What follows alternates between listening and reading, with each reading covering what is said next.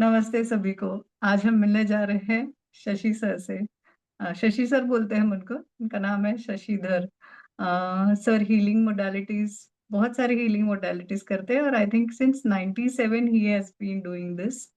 And इसके पहले भी वो बहुत मतलब अच्छी कंपनी में काम कर चुके हैं। एंड वो हीलिंग तो कर ही रहे professionally, but he has been taking Wednesday sessions. Beautiful. Wednesdays with वो कुछ है ना वैसा, something like this. I feel कि इट इज रियली नाइस जो सेशन सर ले रहे हैं।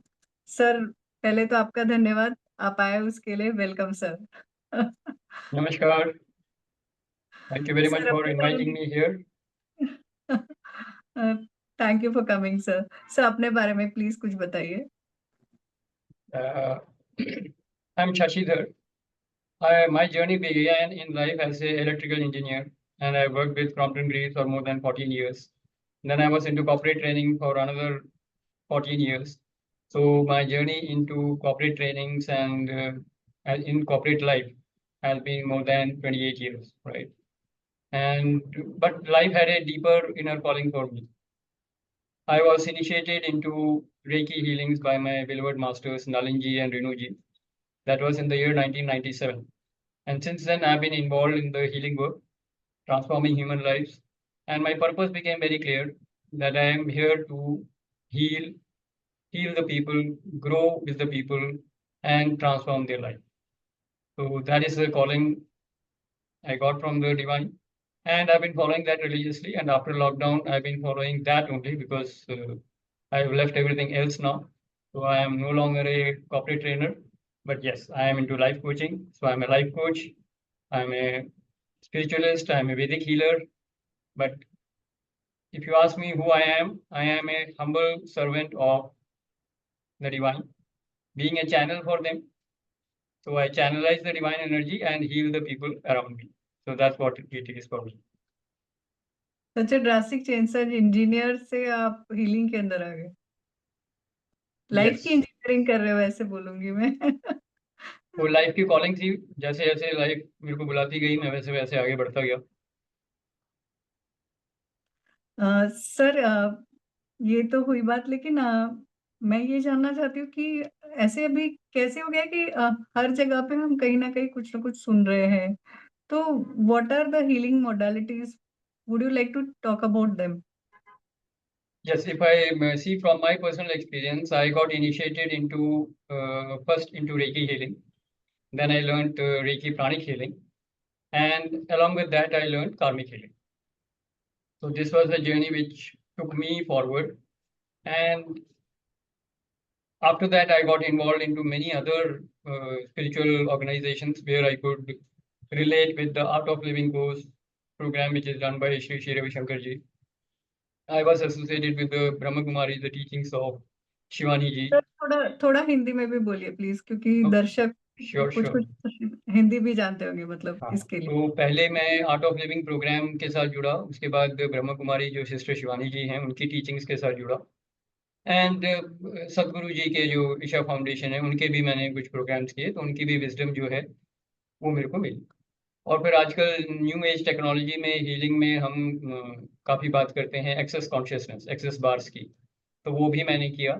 एंड फाइनली मैंने वैदिक हीलिंग और वेदांता विजडम सीखा। एंड इन सब के आप बोल सकते हो सबका कंट्रीब्यूशन था जिसने मुझे मिला के आज यहाँ पे ऐसे खड़ा किया है कि मैं एक लाइफ कोच हूँ और स्पिरिचुअल हीलर हूँ। तो मैंने हीलिंग की सारी ही मॉडलिटीज जितनी भी पॉसिबल थी या जितनी भी अवेलेबल थी उन सबको मैंने सीखा।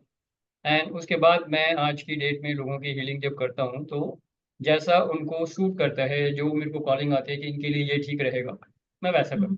तो कभी रेकी हीलिंग, कभी वैदिक हीलिंग, कभी कार्मिक हीलिंग, कभी एक्सेस बार्स एंड कभी वैदिक हीलिंग, तो सब कुछ मिला जुलू के करता हूँ। But if you ask me personally today, I am completely devoted to the modality of Vedic healing and Vedanta wisdom. So that is what I teach, that is what I preach, and that is what I practice. Right? यही मैं okay practice करता हूँ। तो Vedic healing मेरे लिए सबसे ज़्यादा powerful modality है जो मेरी लाइफ को ट्रांसफॉर्म किया और लोगों को भी बेहतर इसमें बेनिफिट्स मिलते हैं।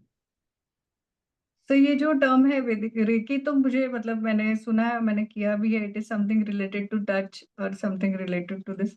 लेकिन ये वैदिक हीलिंग मैं पहली बार सुन रही हूँ sir. What is it and what is Vedanta wisdom? मतलब मुझे ऐसे लग रहा है शायद ऐसा तो नहीं कि हमारे जो वेद है, 4 वेद, उसमें से कुछ है Yes, ऐसे?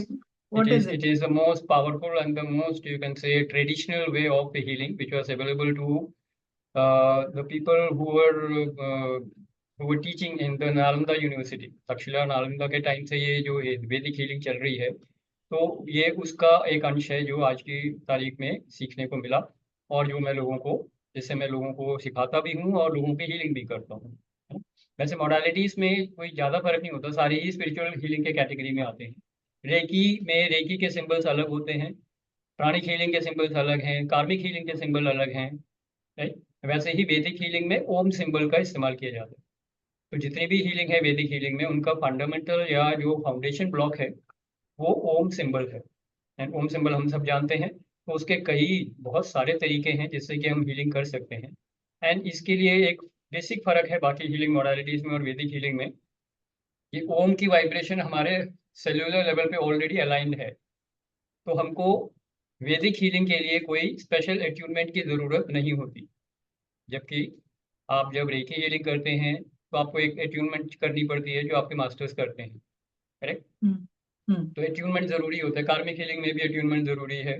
तो सारी मोडालिटीज़ में एक एट्यूनमेंट होना ज़रूरी है जो आपके स्पिरिचुअल गुरु आपको कराते हैं। उसके बाद आप उस हीलिंग मोडालिटी को प्रैक्टिस करते हैं।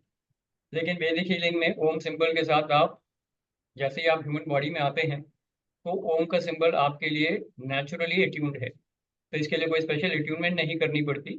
एंड उस हिसाब से वैदिक हीलिंग थोड़ा सा अलग हो जाता है बाकी बाकी के मॉडलिटीज से। अदरवाइज सारे ही स्पिरिचुअल हीलिंग हैं और सारे ही होलिस्टिक हैं। जब मैं होलिस्टिक बोल रहा हूँ तो इसका मतलब है कि ये फिजिकल लेवल पे, मेंटल लेवल पे, इमोशनल लेवल पे, कार्मिक लेवल पे एंड स्पिरिचुअल लेवल पे आपको इम्पैक्ट करेगा, और आपके लाइफ के हर एरिया को इम्पैक्ट करता है, चाहे वो हेल्थ हो, वेल्थ हो या रिलेशनशिप्स हो। और यही हमारी लाइफ की सबसे ज़्यादा कॉम्प्लिकेशंस हैं। जितनी भी प्रॉब्लम्स आती हैं हमको, या तो हेल्थ के रिलेटेड होती हैं, या वेल्थ रिलेटेड हैं, या रिलेशनशिप से रिलेटेड है। तो इन सब को हम वैदिक हीलिंग से या स्पिरिचुअल हीलिंग के किसी भी मोडालिटी से आराम से हील कर सकते हैं और लाइफ को एक फुलफिल्ड तरीके से जी सकते हैं।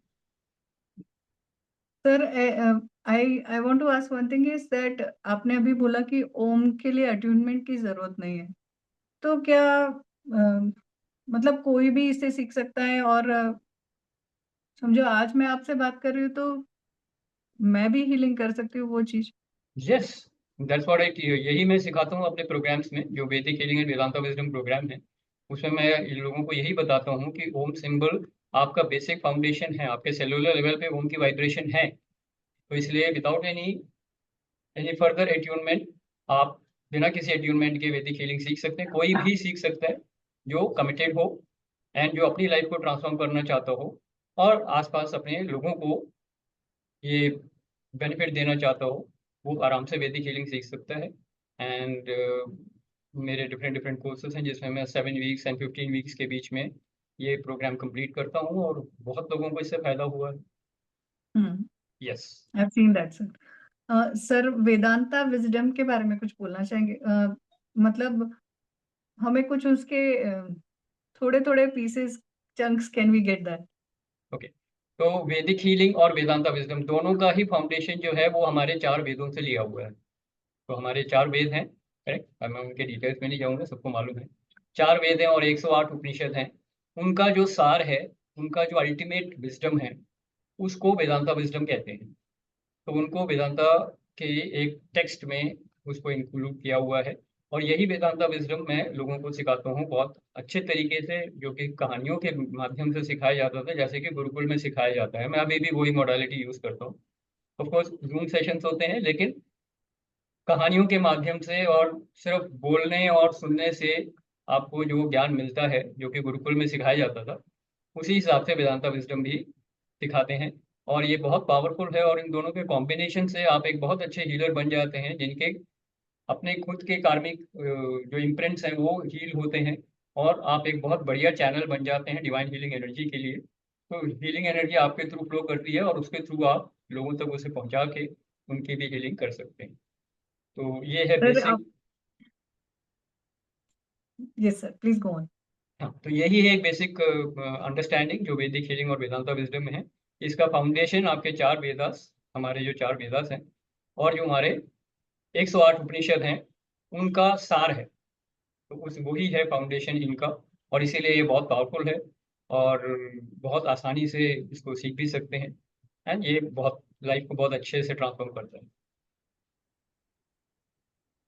आ, ये बात तो सर मैं मानती हूँ कि बहुत सारी बातें जब हमको किसी और तक पहुंचानी है, अगर हम वो चीज को हम कोई कहानी के माध्यम से, कोई कहानी के रूप में पहुंचाए, तो वो ज्यादा इम्पैक्ट करती है, वो ज्यादा याद भी रहती है। तो सर एक छोटी सी कहानी हो जाए आपके वेदांता विजडम में से। ओके, तो मैं आपको एक छोटी सी कहानी सुनाता हूँ। ये है, आप मान लीजिए, एक पुराने गांव की स्टोरी है। हाँ, तो एक धोबी की और उसके एक गधे की कहानी है ये। एक donkey donkey and the washerman, ये इसकी कहानी है। तो एक गांव में एक धोबी रहता था, और उसका रोज का कार्यक्रम यही होता था, सब लोगों से वो कपड़े इकट्ठे करता था, गठरी बनाता था, अपने अपनी मर्सिडीज पे रखता था। उसकी मर्सिडीज मतलब उसकी जो डोंकी है। और वो उस डोंकी को लेके जंगल पार करते एक नदी के पास जाता था। वहां पे अपने सुबह सुबह पहुंच जाता था, कपड़े वपड़े धो के वहीं पत्थरों पे सुखा देता था, और अपने डोंकी को वो पेड़ के पास एक रस्सी से बांध देता था। सारे कार्यक्रम करता था। दोपहर को अपनी पोटली खोल के खाना भी खा लेता था, आराम भी कर लेता था। शाम तक कपड़े सूख जाते थे, और वो कपड़े गठरी बना के वापस, और फिर डोंकी के ऊपर रख के वापस गधे पे रख के अपने गांव वापस आ जाता था। और उसका रोज का ये कार्यक्रम था। तो एक दिन वो देखता है कि जब वो यही कार्यक्रम कर रहा होता है, पेड़ के पास पहुंचता है, और वहां पे सुबह सुबह अपने गधे को वो पेड़ से बांधना चाह रहा था। तो उसको पता लगता है कि वो रस्सी लाना भूल गया। अब वो बड़ी दुविधा में। अगर गधे को पेड़ से नहीं बांधा तो वो कहीं इधर उधर चला जाएगा, और उसके एक ही एकमात्र साधन है उसकी जीविका का। अगर वो डोंकी खो गया तो उसकी जीविका खत्म, उसका सब कुछ वही है। अब वो परेशान, मैं कपड़े धोऊं या नहीं धोऊं। तो एक वहां से एक ज्ञानी आदमी जा रहा होता है। तो वो उसको परेशान देखते हैं, तो उनसे पूछते हैं कि भाई क्या हुआ। कहता है, बताता है वो ऐसे ऐसे सिचुएशन कोई का। तो कोई बात नहीं, टेंशन मत लो, आप ऐसे एक्टिंग करो कि आप उसको रस्सी से बांध रहे हो। तो उससे हो जाएगा काम। कहता हाँ, उससे हो जाएगा। तो वो रस्सी निकालने की, पोटली खोल के रस्सी निकालने की एक्टिंग करता है, और गधे के गले में दो चक्कर, दो राउंड मारता है, और पेड़ के साथ बांधने की एक्टिंग करता है। और फिर धीरे धीरे गठरी लेके नदी के पास जाता है, पीछे पीछे मुड़ के देखता रहता है। आराम से खड़ा हुआ है गधा वहां पे। बड़ा खुश हो जाता है, सारे काम अपना उसका हो गया। दोपहर को खाना कभी खा लेता है वो, और देखता है वो कुछ नहीं, आसपास के घास चल रहा है, वो और मजे में बैठा हुआ है, कहीं कहीं नहीं जा रहा। तो खुश हो जाता है, थोड़ा सा नैप भी ले लेता है वो रात दोपहर को, थोड़ी नींद भी पूरी कर लेता है। शाम को गठरी वठरी बना के वापस आता है, और गधे के ऊपर रखता है, और उसको बोलता है चल। वो हिलने को तैयार ही नहीं। गधा हिलने को तैयार ही नहीं। अब वो फिर फंस गया। अब थोड़ी देर में अंधेरा हो जाएगा, और जंगल में जानवर आने लग जाएंगे, तो फिर इसकी जान खतरे में है। अब क्या करूं। तभी वो ज्ञानी आदमी आवाज लगाता है, उसको पास ही में रहता हो, फिर झोपड़ी दिख रही होती है। भाग रहा है, पूछता है वो क्या हुआ। कहता मैं फंस गया सर, ये तो हिलने को तैयार नहीं है। कहता कोई कोई बात नहीं, एक्टिंग करो कि आप दरवाजा उसका रस्सी खोल रहे हो। कहता उससे हो जाएगा। कहता हाँ हाँ, हो जाएगा। तो वो उसको रस्सी खोलने की एक्टिंग करता है, और वो रस्सी अंदर रखा भी नहीं होता उसने उसके झोले में, उससे पहले गधा चलने लग जाता है। तो उसकी प्रॉब्लम सॉल्व हो जाती है, और वो आराम से वापस आ जाता है। अब ये कहानी गुरुकुल में गुरु अपने शिष्यों को सुना रहे हैं, करेक्ट। और इसका जो सीख है, वो सीख ये है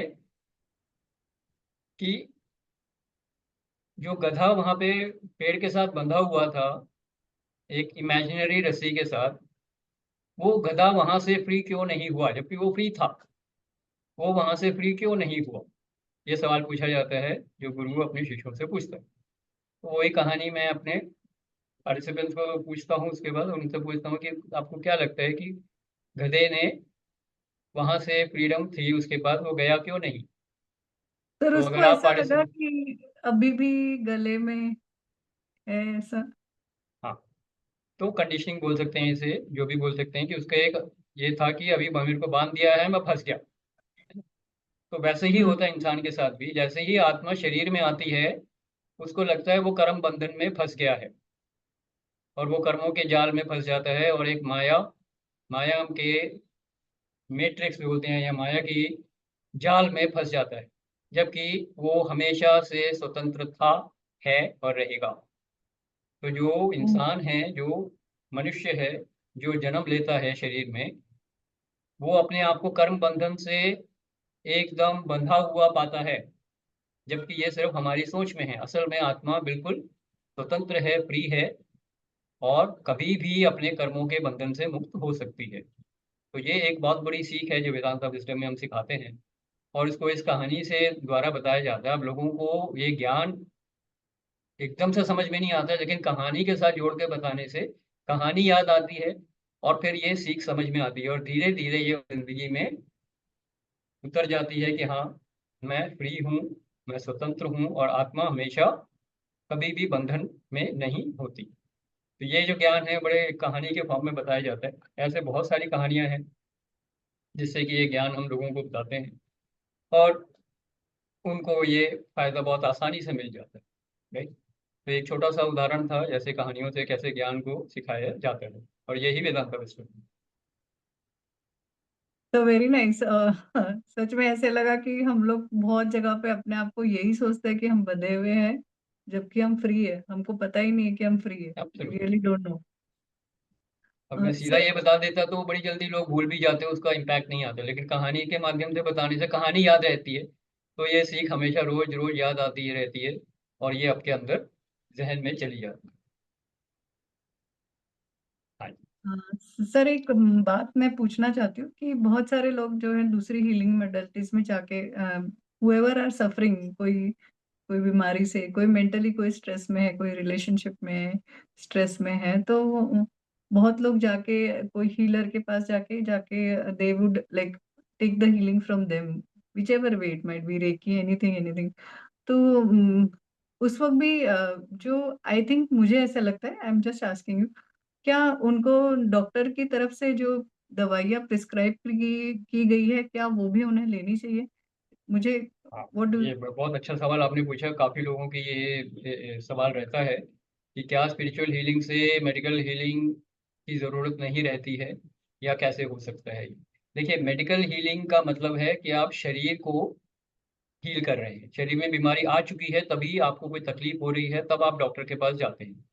तो मेडिकल हीलिंग तो जरूरी है, क्योंकि बीमारी शरीर में आ चुकी है ना। लेकिन जब हम स्पिरिचुअल हीलिंग की बात करते हैं, तो स्पिरिचुअल हीलिंग कोई भी फॉर्म हो, चाहे वो रेकी हीलिंग हो, या वैदिक हीलिंग हो, या कोई भी कार्मिक हीलिंग हो, ये कौन से स्तर पे काम करती है। ये स्थूल शरीर पे काम नहीं करती। जहाँ पे मेडिसिन काम करती हैं वो स्थूल शरीर है। और ये जो सूक्ष्म शरीर है, जिसको सटल बॉडी बोलते हैं, वहां पे प्राणमय कोश है। प्राणमय कोश में आपके चक्रस हैं, और यहीं पे आपका प्राण शक्ति का प्रवाह होता है। तो जब जब प्राण शक्ति आपके सारे चक्रास में सही तरीके से फ्लो करेगी, तो आपका बॉडी और माइंड हेल्दी रहता है, और बॉडी और माइंड का कोऑर्डिनेशन प्राणमय कोश से ही होता है। तो स्पिरिचुअल एनर्जी, स्पिरिचुअल हीलिंग से क्या होगा, आपका प्राणमय कोश एक्टिवेट हो जाता है, एनर्जाइज हो जाता है, और बॉडी और माइंड को वो हील करना शुरू करता है। राइट। तो जड़ से बीमारी को दूर हटाने के लिए आपके मनोमय कोश को और प्राणमय कोश को भी हील होना जरूरी है, जो कि स्पिरिचुअल हीलिंग से होता है। मेडिकल हीलिंग से सिर्फ फिजिकल बॉडी यानी कि स्थूल शरीर हील होता है। इसलिए कई बार बीमारियां वापस आ जाती हैं, क्योंकि डॉक्टर फिजिकल बॉडी को ठीक कर देता है, लेकिन माइंड बॉडी को और एनर्जी बॉडी को हील नहीं कर पाता है, क्योंकि वो उसका स्कोप में है ही नहीं। तो बीमारी दोबारा आ जाती है। जैसे हार्ट अटैक होता है, लोगों को स्टेंट्स डलवा देते हैं, लेकिन 2 साल बाद फिर ब्लॉक्स बन जाते हैं, और फिर हार्ट ब्लॉक हो जाता है।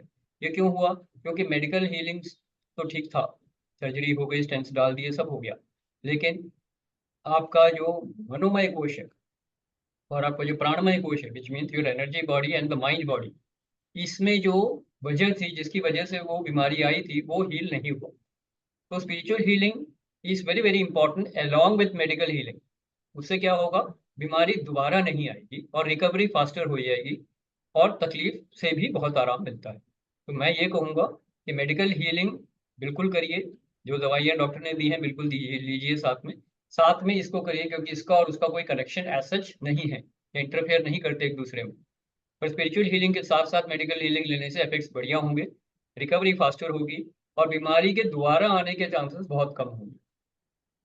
इसीलिए क्रिटिकल डिजीज जैसे हार्ट अटैक है या पैरालिटिक अटैक है या स्ट्रोक है या कैंसर है, इन सब में हम सजेस्ट करते हैं मेडिकल हीलिंग के साथ साथ आप स्पिरिचुअल हीलिंग भी कीजिए।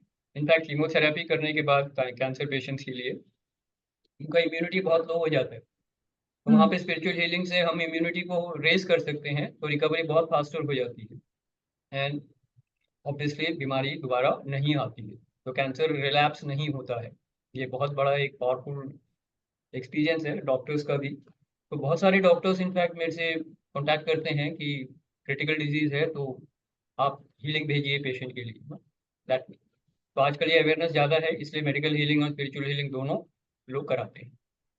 यस नहीं बस I got it, but I just want to give this message to the public कि आप ये मत समझिए कि आप रेकी कर रहे हो तो आपको दवाइयाँ लेना बंद करना है। आई नहीं, जस्ट वांट वो टू मैं से कभी भी दिस। सजेस्ट नहीं करता। बट बहुत सारे हाँ लोग मेरे पास आते हैं जिनको हेल्थ प्रॉब्लम है, मैं कहता हूँ दवाई लेते रहिए, धीरे धीरे डॉक्टर खुद ही आपकी हाँ कंडीशन तो बेटर होगी, दवाई खुद ही बंद करेगा डॉक्टर। मैं डॉक्टर की दवाई मैं बंद नहीं कराऊंगा। आप हाँ हीलिंग लीजिए और डॉक्टर के पास चेक करिए, डॉक्टर थोड़ी दिनों बाद आपकी दवाइयाँ जल्दी बंद करा दे। यस सर, एक और बात, स्पिरिचुअल हीलिंग और मेडिकल हीलिंग दोनों अलग अलग टर्म है, आर दे इंटरकनेक्टेड? और जैसे मैंने अभी बताया ना, मेडिकल हीलिंग सिर्फ फिजिकल बॉडी के लिए है। ये जो हमारा स्थूल शरीर दिख रहा है हमको, यहाँ पे कोई बीमारी आ गई है तो मेडिकल हीलिंग चाहिए, सिंपल है। लेकिन एनर्जी हीलिंग या स्पिरिचुअल हीलिंग जो हम कर रहे हैं वो आपके प्राणमय कोश से शुरू होगा, मनोमय कोश में जाएगा और फिर फिजिकल बॉडी को इम्पैक्ट करेगा। करेक्ट। तो कई बार स्पिरिचुअल हीलिंग लेने से जो बीमारी आ सकती थी वो नहीं आती है, क्योंकि जो माइंड बॉडी में है, जो एनर्जी लेवल पे है, वो फिजिकली मैनिफेस्ट नहीं हुआ, तो अब वो चांसेस है कि वो बीमारी आएगी नहीं। तो बीमारी जड़ से ही हट जाती है, रूट से ही खत्म हो जाती है। तो ये स्पिरिचुअल हीलिंग का एक फायदा जरूर है कि स्पिरिचुअल हीलिंग करते रहिए तो आपकी बॉडी एंड माइंड हील होते रहेंगे एंड उससे फिर आपकी बीमारियां आने के चांसेस कम हो जाते हैं। यस सर एक और चीज, आजकल मुझे ऐसा लगता है बीमारी से भी ज्यादा ना मेंटली ज्यादा स्ट्रेस हो रहा है लोगों को। What would you like to give a simple tip और समथिंग? मुझे पता नहीं, ऐसा लगता है कि मेंटल स्ट्रेस ज्यादा है other than the physical stress. Physically तो इतना स्ट्रेस नहीं आता है, लेकिन मेंटली बहुत आता है। It might be in any form. What would you like to say about yes, it? Because ये फिजिकली बीमार होना तो फिर क्लियर है कि डॉक्टर के पास जाना है, लेकिन कई बार बीमारी इतनी इतनी एक्सप्रेस नहीं होती है, शरीर में आई नहीं होती है। करेक्ट। जैसे अब बॉस के साथ लड़ाई हो रही है, आप टेंशन में हैं, तो इसका तो कोई दवाई नहीं है ना, अभी बीमारी हुई नहीं है। लेकिन अगर स्ट्रेस कंटिन्यूअसली रहेगा तो क्या होगा, वो आपको इफेक्ट करेगा आपकी बॉडी को, तो आपकी बीमारी होने के चांसेस ज़्यादा होंगे। आपको कोल्ड इन्फेक्शन हो सकते हैं, राइट। आपका स्टमक अपसेट हो सकता है, स्टमक में कोई मेजर इश्यू आ सकते हैं। रिलेशनशिप खराब होंगे तो आपके किडनी में स्टोन्स आ सकते हैं, राइट। आप बहुत गुस्से में रहते हैं तो आपके हार्ट अटैक और स्ट्रोक के चांसेस बढ़ जाते हैं, बीपी बहुत हाई है आपका, राइट। सर सच में ऐसा होता है? यस यस, बिल्कुल। ओके। ये सब आप किसी भी डॉक्टर से भी पूछेंगे तो ये सब वजह बताएगा। हार्ट अटैक की वजह क्या होती है, या तो बहुत गुस्सा करना या बहुत ज़्यादा ग्रीफ में रहना, दुखी होना। उदास। अच्छा। तो अगर कोई ब्रेकअप हो गया है, कोई रिलेशनशिप में प्रॉब्लम है, डिवोर्स फाइट चल रहा है, तो उसमें दिल का दौरा पड़ने के चांसेस बढ़ जाते हैं। क्यों? क्योंकि आपको हार्ट हार्ट चक्र में मेजर ब्लॉक्स नजर आएंगे। तो अगर आप स्पिरिचुअल हीलिंग करा रहे हैं तो ब्लॉक्स हट जाएंगे, तो at least you will be in a better position to deal with the life situations. Correct. so that way you can say yes, spiritual healing से आप अपने हेल्थ को बेहतर तरीके से मेंटेन कर सकते हैं। Stress level, emotional strength, mental strength, ये सब बढ़ जाता है एंड बेशक फिजिकल बीमारी ना आई हो, वो आने के चांसेस भी कम हो जाते हैं। तो इसलिए बॉडी और सर, माइंड को हील करना जरूरी है, क्योंकि सारी बीमारियां बॉडी में माइंड के थ्रू ही आती हैं। तो एक चीज बोलूंगा, nothing can happen in your body without the intervention of mind. ज्यादातर तो ओके। साइकोसोमेटिक होता है हम्म। सारी बीमारियां। तो साइकोसोमेटिक का मतलब यही है कि पहले उसका उसके बीज जो है, बीमारी के बीज माइंड में ऑलरेडी आ चुके हैं, फिर माइंड हम्म। से वो बॉडी में आते हैं। तो पहले ही माइंड को हील कर लेंगे तो माइंड से बॉडी में आएगा ही नहीं। तो that way you can be saved from many many critical diseases. Yes. What is what are some small steps which we can take to like हर एक पर्सन समझो हीलर के पास नहीं जा सकते, पर वो अपनी तरफ से खुद के लिए क्या कर सकता है कि अ, ये सारी नेगेटिविटी या नेगेटिव इन्फ्लुएंसेस उसके ऊपर नहीं हो, व्हाट कैन बी डन? चीज outside world will always give you negativity, है ना। बाहर की दुनिया में क्या है, राइवलरी है, कंपैरिजन है। तो जॉब में जाएंगे तो स्ट्रेस होगा, लड़ाई झगड़े होंगे, आर्ग्यूमेंट्स होगा, ये सब बाहर बाहर की दुनिया में यही आपको मिलेगा। इनको कोप अप करने का तरीका आपके पास होना चाहिए। तो अब ठीक है, जैसे आपने कहा कि हर एक कोई हीलर के पास नहीं जाता है, कि उसको अवेयरनेस भी नहीं होगी कि ये बीमारी कोई ज़्यादा खतरनाक है या कोई कंडीशन खतरनाक है, राइट। तो व्हाट यू कैन डू, तो there are many ways. Any spiritual sadhana will help you. Spiritual sadhana मैंने इसे, it could be simple yoga, walking, morning walk करिए, सुबह जल्दी उठिए, मॉर्निंग वॉक पे जाइए, right. Pranayama, meditation, simple techniques. And then you can, थोड़े से अगर आप आगे बढ़ेंगे तो उसमें आपको भक्ति योग है, कर्म योग है, देन राजयोग है या ज्ञान योग है। ये चार योग के पाथ हैं हमारे। तो ये चारों आपको इस तरीके से हील करते हैं कि होलिस्टिक हीलिंग होती है, राइट। तो जरूरी नहीं है सिर्फ हीलिंग ही सॉल्यूशन है, बहुत सारी और चीजें हैं जो आप कर सकते हो। तो yoga, meditation, pranayama, simple programs of breathing, like art of living, then life and breath program है, वो आप कर सकते हैं। एंड सिंपल यूट्यूब में बहुत सारे वीडियोस हैं जिन पे आप अपने सात सात मेजर चक्रास की हीलिंग कर सकते हैं ऑटोमेटिकली, हीलर के पास जाने की जरूरत नहीं है। ये पर वैसा है कि आपको रोज सुबह ब्रश करना है, रोज सुबह नहाना है, इस तरीके के हैं। लेकिन अगर बीमारी आ गई तो फिर बीमारी का इलाज करना ही पड़ेगा, डॉक्टर के पास जाना पड़ेगा। तो अगर कोई हम्म। मेजर इश्यू है तब आपको हीलर के पास आना ही पड़ेगा, राइट। हम्म। अदरवाइज नॉर्मल तरीके से अगर आप हेल्दी हैं तो आप प्रिकॉशनरी फॉर्म में, यूट्यूब में बहुत सारे वीडियोस हैं जिनको आप अपने 7 चक्रा हीलिंग के अगर नाम से सर्च करेंगे, तो हीलिंग मंत्रास फॉर 7 चक्रास करके आप सर्च कर लीजिए, बहुत सारे वीडियोस मिल जाएंगे। उनको आप सुनिए, आराम से आंख बंद करके लेट जाइए और वो म्यूजिक लगा लीजिए। एंड वो म्यूजिक मंत्र है, आपको हील करेगा, आपके सारे चक्रास को हील करेगा, बहुत मेंटली रिलैक्स होता है। योग निद्रा है, काफ़ी लोग बोलते हैं, इसे प्रैक्टिस करते हैं। तो इन सब से आपको बहुत फायदा होगा और मेंटल इमोशनल स्ट्रेस काफ़ी कम होगा। लेकिन अगेन आई रिपीट, अगर कुछ मेजर क्राइसिस है, then these things will not really help you, क्योंकि ये हम्म। मेंटेनेंस वाली प्रॉब्लम है। बीमारी हो गई तो ब्रेकडाउन हो चुका है, तब आपको एक हम्म। डॉक्टर के पास या हीलर के पास आना ही पड़ेगा। यस। सर, अभी आपसे बात करते करते एक चीज रियलाइज हुई कि हम लोग आजकल बहुत नाम रखते हैं कि मोबाइल आ गया, इसकी वजह से ये हो रहा है, ये गलत हो रहा है, वो गलत हो रहा है। बट उसी एक कॉइन का दूसरा साइड भी ये है कि आपने बोला कि ये सारी मोडालिटीज जो है यूट्यूब पर भी अवेलेबल है। तो it all depends on you, आपके पास सिक्का है, दोनों तरफ है उसके, आप कैसे बिल्कुल। यूज करते हो। तो I today I just take this, I don't know why I realise this, I take this opportunity to thank our mobiles as well as the YouTube, या जो भी ये सारी चीजें अच्छाई जो भी फैला रहे हैं थ्रू आर्टिफिशियल यस। इंटेलिजेंस, और भी यस। ऑनलाइन जो भी अच्छी चीजें हो रही उसको मैं आज रियल में लाइक, हम बहुत बार सिर्फ और सिर्फ कोसते ही रहते हैं, we never look into this part. Today I got present to it, I just want to say thank you to this. Yes, see sir मेरी, mobile and artificial intelligence is a technology. उसमें कौन सा content देख रहे हैं ये तो आपकी चॉइस है ना। तो आप उसमें रील्स, अगर बेकार के रील्स देख रहे हैं और बेकार के मूवी सीन्स देख रहे हैं, उसकी जगह पे आप शिवानी जी का या सदगुरु जी का या बहुत सारे ऐसे सिद्ध पुरुष हैं जिनके आप बातें अगर सुनेंगे, ओशो के तो बहुत सारे रिकॉर्डिंग्स में सुनता हूँ, राइट। तो इन सब से आपको ज्ञान मिलेगा। तो आपके ऊपर डिपेंड करता है आप कौन सा स्पिरिचुअल कंटेंट यूज कर रहे हैं या बेकार का कंटेंट यूज कर रहे हैं। पर अवेलेबल है आपके पास, अब तलवार है, दो धारी तलवार इसीलिए बोलते हैं ना। तो उससे आपको, आप किसी को काट भी सकते हैं या उसको अपने प्रोटेक्शन के लिए भी रख सकते हैं। तो वो depends how you are going to do it. Everything is a double edge, technology is a double edge sword. You have to know and be really committed for your spiritual growth. Then you will find the spiritual content. उस content से आप अपने ज्ञान बढ़ा सकते हैं, अपनी साधना को बढ़ा सकते हैं, अपनी स्पिरिचुअल ग्रोथ को बढ़ा सकते हैं, बॉडी और माइंड को हील कर सकते हैं और अपनी बीमारियों को रिवर्स कर सकते हैं. यस Yes, thank you, बिल्कुल sir. Sir. Sir, it has been really nice speaking to you. So many things have opened up for me as well right now. Sir, any one-liner would you like to say to the general जो भी audience देख रहे हैं उनके लिए, viewers के लिए? Sure. I would like this opportunity to tell everybody, be happy, be healthy, and radiate love, peace, and joy to all the people in your life. खुश रहिए और स्वस्थ रहिए और लोगों के बीच में प्यार मोहब्बत बांटिए एंड जितना हो सके लोगों को कंट्रीब्यूट करिए and let us make this world a better place to live in. यहाँ पे आप Wow. हैं उसको एक बेहतर संसार बनाइए ताकि लोग उसमें खुश रह सकें और हैप्पी रह सकें और हेल्दी रह सकें.